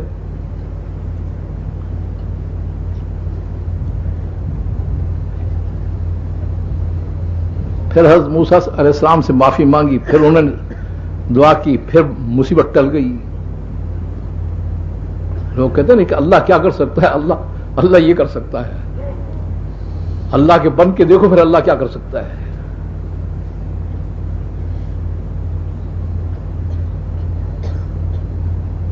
اب جوں کا عذاب ٹل گیا، پھر دماغ خراب ہے. حکومت والوں کا دماغ کوئی ٹھیک تھوڑی ہوتا ہے.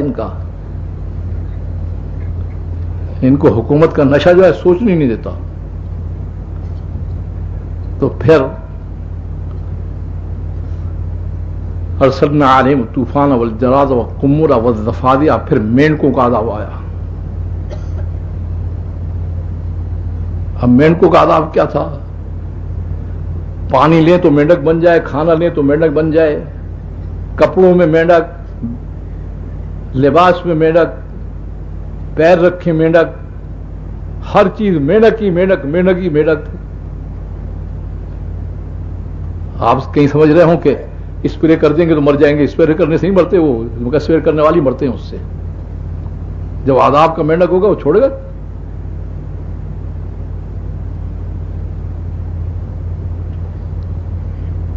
پھر بیچاروں نے معافی مانگی.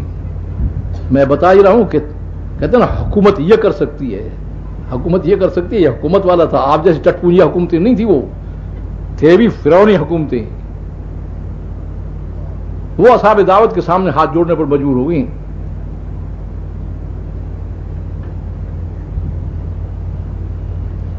اور پھر آخر جو سزا ہوئی وہ کیا ہے؟ آخر خون کا عذاب دیا. ارسلنا علیہم الطوفان والجراد والقمل والضفادع والدم، آیات مفصلات، کہتے ہیں بالکل کھلی نشانیاں تھیں. خون کا عذاب کیا تھا؟ ہم یہ سمجھے کہ کہتے ہیں ناک سے خون بہ رہا ہے، کان سے خون بہ رہا ہے، چلو یہاں تک تو ٹھیک ہے، پانی اٹھائے تو خون.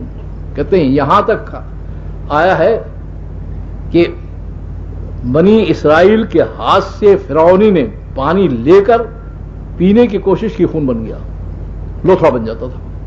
کھانا لوتھڑا، پینا لوتھڑا، کپڑوں میں سارے لوتھڑے، لباسوں میں لوتھڑے، اس میں خون کے لوتھڑی لوتھڑی لوتھڑی لوتھڑے. تو آخر اس نے کہا ہو گئی بہت، اب مہربانی کر کے ان کو لے جاؤ، ہماری جان چھوڑو، تم اپنا جاؤ یا ہم.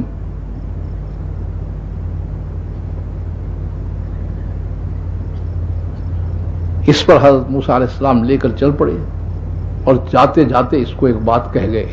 میں اس بات کہتا ہوں کہ نبی کا سینہ جو ہے بڑا وسیع ہوتا ہے. کہا علم تؤمنوا لی فاعتزلون، ایمان نہیں لایا ہے اس میں کوئی حرج نہیں، وہ تو بھگتے گا جو بھگتے گا تو، لیکن ایک نصیحت کرتا ہوں کہ میرے سامنے آنے کی کوشش مت کرنا، اگر بالکل علیحدہ رہنا، اگر سامنے آیا تو بچے گا نہیں. مرتا کیا نہ کرتا، مان گیا.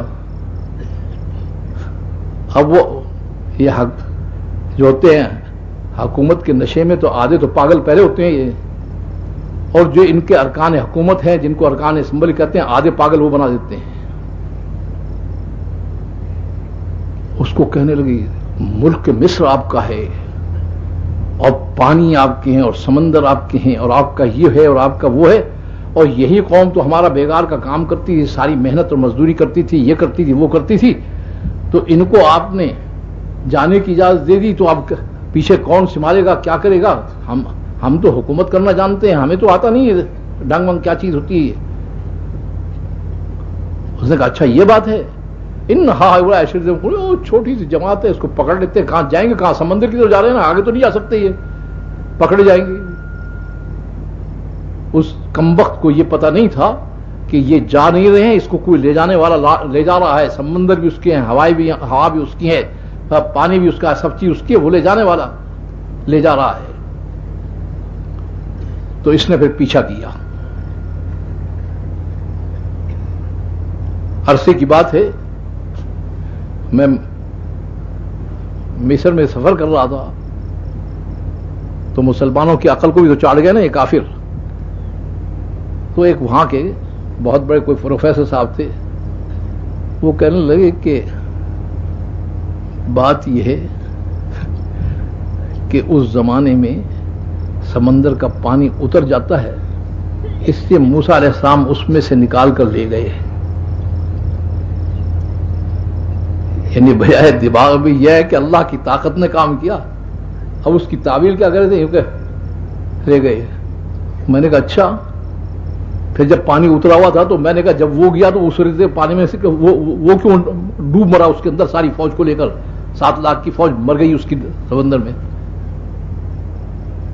میں نے کہا پانی اترا ہوا تو اس کا وقت آیا تو میں نے کہا وہ ڈوب گئی ساری کی ساری. اور موسیٰ علیہ السلام جو نہتے تھے کہ نہ حکومت تھی نہ کچھ تھی، وہ لے کے چل دیے. میں نے کہا پروفیسر کچھ عقل چاہیے، آدمی کو سوچنا چاہیے.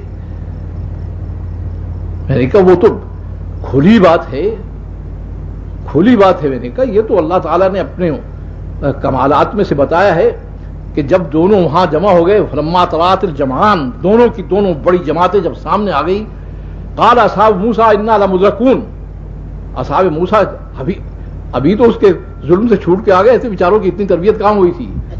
تو کیا کہنے لگے موسیٰ علیہ السلام وہاں سے تو نکال لے، وہ پکڑنے کے لیے آ گیا ہے. انا لمدرکون، ہمیں تو وہ پکڑ لیتا ہے. آگے جاتے ہیں انا لمغرقون، آگے غرق ہوتے ہیں. موسیٰ علیہ السلام نے کیا جواب دیا؟ کیا جواب دیا؟ کلا، نہ تمہیں وہ پکڑ سکتا ہے نہ تم غرق ہو سکتے ہو، اس لیے کہ میں نہیں لے جا رہا تمہیں، میرا رب میرے ساتھ چل رہا ہے، وہ لے کر جا رہا ہے.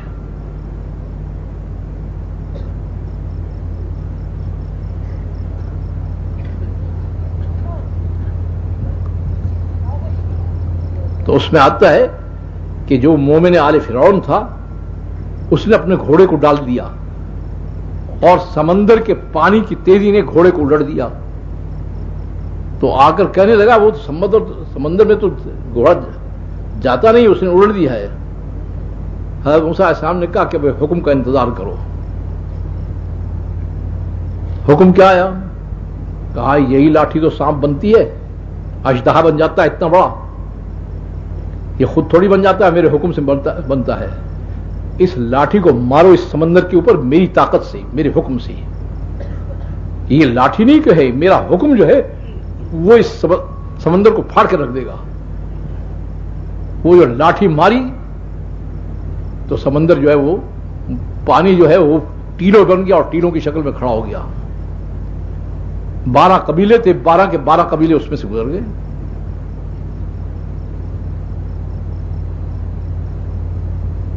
اب وہ کہتے ہیں حدیث میں آتا ہے کہ ٹیلے جو بن گئے تو نفسا نفسی کا شاید ایسا عالم نہیں تھا جیسے آج کل ہے کہ میری بن جائے باقی سے سارے مرے. تو وہ کہنے لگے ہمیں کیا پتا کہ وہ پیچھے دوسرے جو ہیں ڈوب رہے ہیں کہ تر رہے ہیں. تو اللہ تعالیٰ نے اس میں بڑے بڑے پھاٹک کھول دیے، دریچے کھول دیے کہ ایک دوسرے کو دیکھ رہے تھے. 12 کے 12 قبیلے جو ہیں ان کے تھے وہ گزر رہے تھے اس میں سے. تو میں یہ عرض کر رہا تھا کہ اللہ کی معیت جو ہے اس کی وجہ سے ہمیشہ دینی امتیں اوپر جاتی ہیں، ہر مشکل سے نکل جاتی ہیں. اور کاروائی جو ہوتی ہے اللہ کے یہاں سے دونوں شکلوں میں ہوتی ہے. ایک میں مغالطہ نہیں ہوتا، دوسرے میں مغالطہ ہو جاتا ہے. نوح علیہ السلام کی قوم کے خلاف جو اللہ نے کاروائی کی کسی کو مغالطہ نہیں ہوا، اس لیے کہ بیچ میں انسان نہیں تھے، براہ راست اللہ کاروائی کر رہے تھے. قوم عاد کے ساتھ جو ہوا اس میں کسی کو مغالطہ نہیں لگا. قوم فرعون کے ساتھ جو ہوا اس کا کسی کو مغالطہ نہیں لگا. کبھی اللہ تعالیٰ کاروائی بواسطہ انسان کراتے ہیں، اس میں انسان پھنستا ہے اور کہتا ہے کہ شاید میں نے کچھ کیا ہے.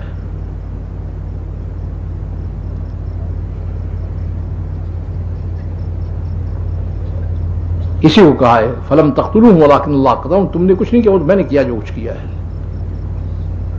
یہاں انسان کو غلط فہمی لگ جاتی ہے، وہ سمجھتا ہے کہ شاید میں بھی کچھ ہوں. اس وقت مسلمانوں کا کوئی مسئلہ نہیں ہے، کوئی مسئلہ نہیں ان کا، بڑا آسان مسئلہ ہے. اللہ کو ساتھ یہ لے لے، پھر دیکھیں دنیا کی کون سی طاقت ان کے اوپر آتی ہے. یہ کیا کہتے ہیں؟ وہ کہ جی اللہ کو ساتھ لینے کے تیار ہیں، مگر جیسے ہم ہیں، چاہے ہماری شکلیں نصرانیوں کی ہیں، چاہے ہمارے طریقے جو ہے یہودیوں کے ہیں، چاہے ہماری تجارت ان کی، ہم رہیں گے یہیں. اللہ ساتھ دینا چاہتے ہیں ساتھ دیں، نہیں ساتھ دیتے تو ہمیں اللہ کی پرواہ نہیں، جاؤ ہم خود کاروائی کریں گے ان کے خلاف. اللہ کہتے ہیں اچھا کر لو جا کر. جو اٹکا ہوا ہے معاملہ وہ یہاں اٹکا ہوا ہے.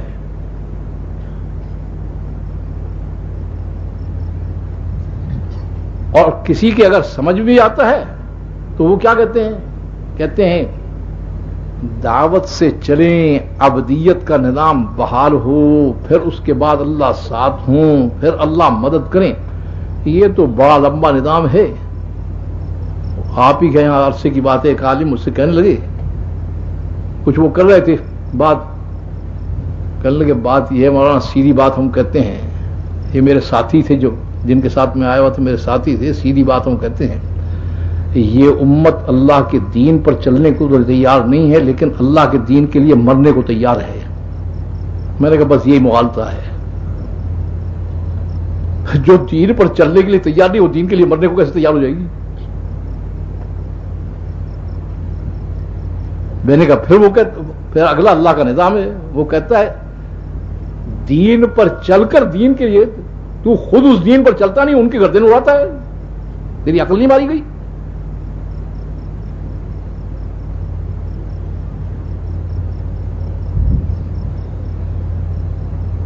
تو میں نے عرض کیا کہ اصل مسئلہ ہمارا نہیں ہے، اصل مسئلہ تو اوپر کے نظام کا ہے.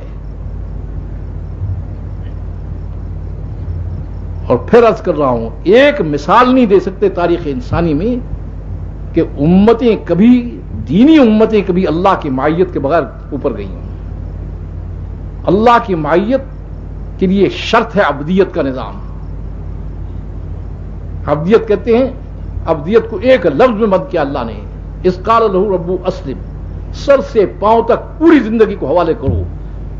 یہ نہیں کہ تم کہو کہ عبادت تو ہم تیری کریں گے اور زندگی فلاں کی گزاریں گے اور منہ شکل ایسی بنائیں گے اور لباس ویسے پہنیں گے، اس پر وہ تیار نہیں ہے. وہ بہتر سر سے پاؤں تک حوالے کرو. اس لیے تاریخ انسانی میں یا خالص کفر والے آپ کو اوپر نظر آئیں گے یا خالص اسلام والے اوپر نظر آئیں گے. یہ ملاوٹ والے ہمیشہ مار کھاتے رہے ہیں. اسی کہا الا للہ الدین الخالص. یہ آپ کے کرائچی کی بات ہے، کوئی جسٹس صاحب آئے ہوئے تھے، میں تو ان کا نام مجھے یاد نہیں، کہنے لگے اللہ نے یہ جو ہے بہرحال وہ اللہ کو مانتے ہیں اور چل رہا ہے، ان کے لیے بڑی سخت سزا رکھی ہے کہ ان کو کافروں کے حوالے کر دیں. میں نے کہا جج صاحب روز تو آپ سزا دیتے ہیں ملاوٹ والوں کو کہ اس نے دودھ میں ملاوٹ کر دی، اس نے مرچوں میں ملاوٹ کر دی، روز تو سزا دیتے ہوں. تو میں نے کہا اگر ملاوٹ والوں کو سزا آپ دیتے ہیں تو اللہ تعالیٰ جو ملاوٹ والے دین رکھتے ہیں ان کو سزا نہیں دیں گے، چھوڑ دیں گے ان کو.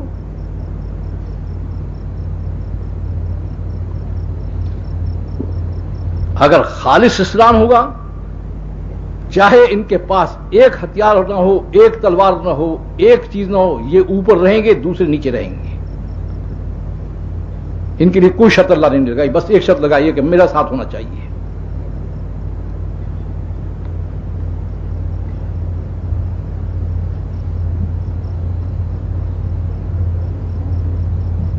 تو خالص الا للہ الدین الخالص، قل اللہ عابد مخلص الدین. خالص دین والے جو ہیں یہ ہمیشہ اوپر رہیں، تاریخ میں کبھی یہ نیچے نہیں آئے. اگر یہ نہیں رہتے تو پھر خالص کفر والے اوپر آتے ہیں. یہ بیچ والے بیچارے یہاں بھی مصیبت میں وہاں بھی مصیبت میں. افتؤمنون ببعض الکتاب وتکفرون ببعض فما جزاء من یفعل ذلک منکم الا خزی فی الحیاۃ الدنیا. دنیا میں رسوائی اور ذلت کی زندگی دیں گے اور آخرت میں عذاب علیم کی طرف لوٹا دیں گے. یہ امت اس مرحلے میں پھنسی ہوئی ہے اس وقت میں، اور اس کے نکلنے کا راستہ اللہ کی طرف سے متعین ہے. یہ دعوت کے راستے سے نکلا کرتی ہیں، وہی ایک راستہ اس کا ہے. اس واسطے میں عرض کیا کرتا ہوں کہ بھائی اصل کام جو اس امت کا ہے وہ تو جو امت کا اس کام تھا کہ یہ پوری انسانیت میں اخرجت للناس ہے، پوری انسانیت میں جاتی اور پوری انسانیت کو اللہ کے دین میں لانے کی محنت کرتی، جو اس کا اصل کام ہے. اس سے میں عرض کیا کرتا ہوں کہ کم از کم جو اصل ذمہ داری ہے اس کی نیت تو کرو کہ ہم پوری دنیا میں جائیں گے اور پوری انسانوں کو اللہ کے دین میں لانے کی فکر کریں گے. نیت کے درجے میں تو کرو اس کو. اب پوری انسانیت میں جانے کے لیے آپ کو پوری امت پر محنت کرنی پڑے گی. یہ ادھوری امت جو ہے کہ کچھ جو ہے عبادات وغیرہ اللہ کے کرتے رہیں، زندگی دوسروں کی گزارتے رہیں، ترتیب دوسرے، یہ نہیں، اس کی کوئی قیمت نہیں ہے اللہ کی یہاں. تو اس کو تیار کرنا پڑے گا، امت کو تیار کرنا پڑے گا اپنے کام پر واپس آنے کے لیے اور اپنی زندگی کو بدلنے کے لیے. 100% امت نبی کی محنت کو لے کر چل رہی تھی اور 100% امت جو ہے اس کے پاس نبی کی زندگی تھی، جس کو دین کہتے ہیں. دین نبی کی زندگی کا نام ہے. ان کے رات بھی ویسے تھے، دن بھی ویسے تھے. اس وقت امت نبی کی محنت سے بھی کوری، نبی کی زندگی سے بھی کوری. تو اس لیے یہ بھی آپ کو نیت کرنی پڑے گی کہ پوری امت پر محنت کریں گے تاکہ اپنے کام پر بھی واپس آئے اور اپنی زندگی پر بھی واپس آئے. ان کو بھی اپنی محنت بدلنی پڑے گی اور اپنی زندگی بدلنی پڑے گی، اس کی بھی نیت کرو. اب آپ کیا کہیں گے ہم تو ایسی زندگی رکھیں گے امت کی زندگی بدل جائے، انسانوں کی بھی زندگی کیسے بدل جائے گی؟ اس کے لیے کہتے ہیں کہ جب راستہ متعین ہے، نظام متعین ہے، تو سب سے پہلے جس چیز کو نبی نے دیا ہے وہ دعوت اللہ کا کام ہے، اپنی محنت ہے. یہ محنت اور اس کے ساتھ ساتھ اپنی زندگی کا بدلنا، اس کے لیے وقت مانگا جاتا ہے. کہتے ہیں یہ وقت کیوں مانگتے ہیں؟ وقت اس لیے مانگتے ہیں کہ نہ اس وقت نبی کی محنت ہمارے پاس ہے، نہ نبی کی زندگی ہمارے پاس ہے. نبی کی محنت میں اتنی بڑی طاقت ہے کہ کفر کو اسلام میں کھینچ لاتی ہے. تو اس محنت کے اندر جب آپ نے آپ کو داخل کریں گے تو وہ آپ کو خود دین کی طرف کھینچ لائے گی.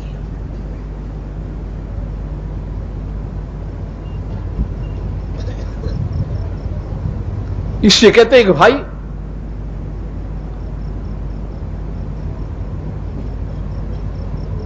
جس کے دل میں اللہ نے حق ڈال دیا ہے، یہ اللہ کی توفیق ہے، اس توفیق کو ضائع مت کرو. اللہ گلے میں رسی ڈال کر نہیں انسان کو کھینچتا، انسان کے دل میں حق ڈالتا ہے. تو جن کے دلوں میں اللہ نے حق ڈالا ہے ان سے میں یہ عرض کر رہا ہوں کہ وہ فیصلہ کریں کہ ہم نے اپنی نبی کی محنت کو بھی اپنانا ہے، نبی کی زندگی کو بھی اپنانا ہے. اب اس سے مناسبت پیدا کرنے کے لیے یہ اوقات ہیں. کیا کہتے ہیں کہ بھائی پورے مسلمان پوری دنیا میں جیسے واحد ایک جسم کی طرح ہیں. اس وجہ سے پوری امت کا مسئلہ ہے، افراد کا مسئلہ نہیں ہے. اس لیے ایسے ساتھی جنہوں نے 4 مہینے لگا لیے ہوں، اس کے بعد 2-3 سال اپنے ملک میں کام کر لیا ہو، کام کے کچھ طریقے اور سلیقے کو سمجھ لیا ہو، ان سے عرض کرتے ہیں کہ بھائی سال کے لیے 7 مہینے کے لیے ہمت کر کے حوصلہ کر کے دنیا کے ملکوں میں جائیں، وہاں کے مسلمانوں کو کہیں کہ پھنسے ہوئے ہو، نکلنے کا راستہ متعین ہے تمہاری، اس راستے سے نکلو گے. اس کے لیے ہم درخواست کرنے آئے ہیں کہ اپنے راستے پر آ جاؤ.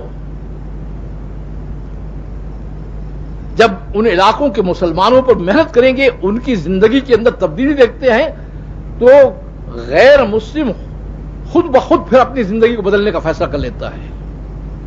تو اس مجمع میں ایسے ساتھی جنہوں نے 4 مہینے لگا لیے ہیں اور اس کے بعد 2-3 سال